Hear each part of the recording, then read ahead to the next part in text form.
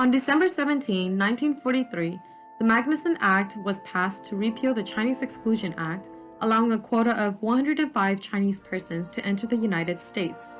This act had a preference for China, specifically for the reason of attempting to create an allyship with them against Japan during World War II.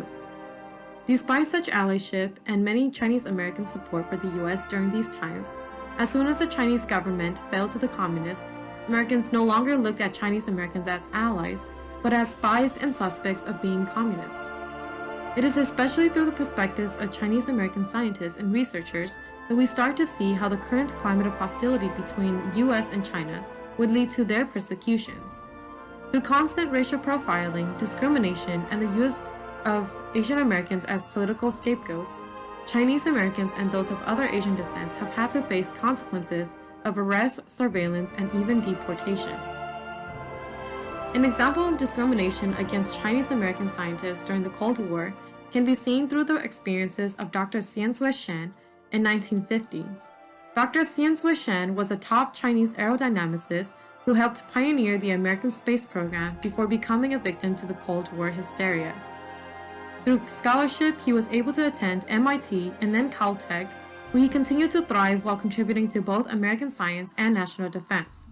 Just after China fell to the communists, Xian made the decision to apply for citizenship in the US, where he would accept a professorship and directorship of the Jet Propulsion Laboratory at California Institute of Technology in 1949. The following year, Xian was accused by the FBI of being a former member of the American Communist Party on the grounds that during the 1930s, he had befriended a number of pro-communist Caltech students. Even after denying these accusations and having contributed to the US war effort, the government went on to revoke Xian's security clearance.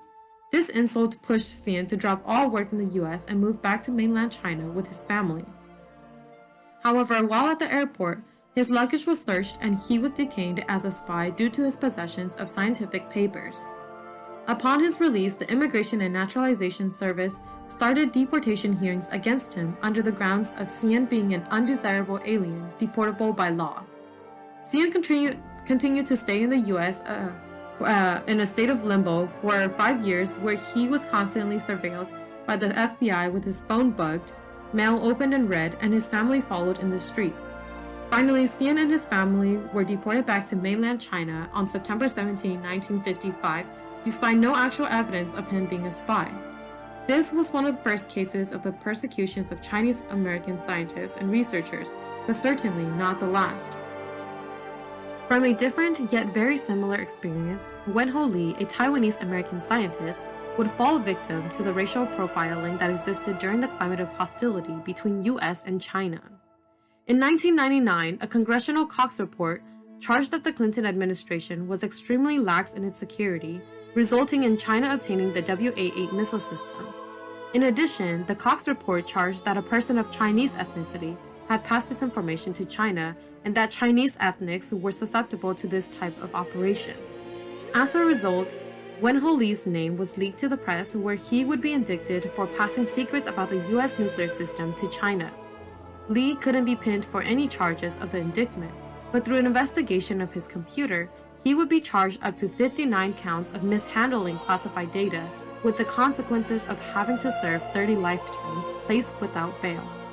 However, because there was no evidence of espionage, a settlement would eventually be reached, resulting in an apology from Judge James Parker in 2000. Not too long after, Lee decides to file a civil lawsuit and receive up to $1.6 million from 5 media outlets plus the federal government. Even though Cold War hysterias have lessened in the past few decades, cases of discrimination and profiling of Chinese American scientists continue to occur as political and economic tensions between the US and China fluctuate.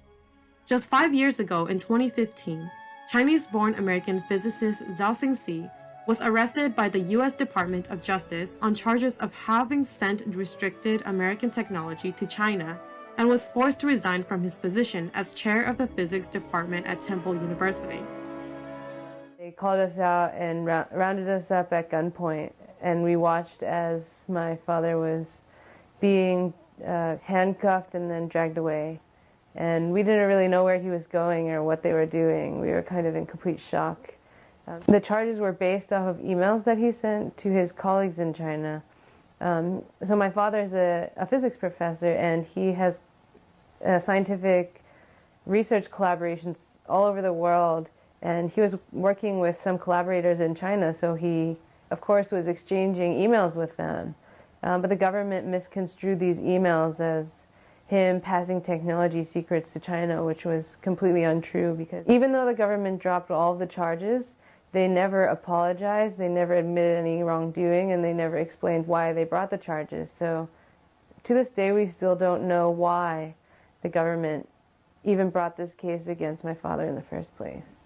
You know, every single day we are living under stress, and we still deal with the trauma of, you know, the FBI's intrusion into our lives, the fact that they had been surveilling my dad and could still be surveilling our family and our home. We don't even know if we are safe in our own home. The continued discrimination and racial profiling of these scientists is a sharp reminder that despite the deceptive privileges that come with being viewed as a model minority, Chinese Americans remain vulnerable to the shifting political, economic, and nationalist agenda of the U.S. public favor that can swing rapidly from apparent inclusion to hostility, and underneath the guise of the model minority, at its core, lies the perpetual foreigner. However, these cases also reveal the resilience and resistance of Chinese American communities in the face of scapegoating and discrimination. People should continue to speak out about injustices like this and continue to stay vigilant and follow these cases as they're unfolding.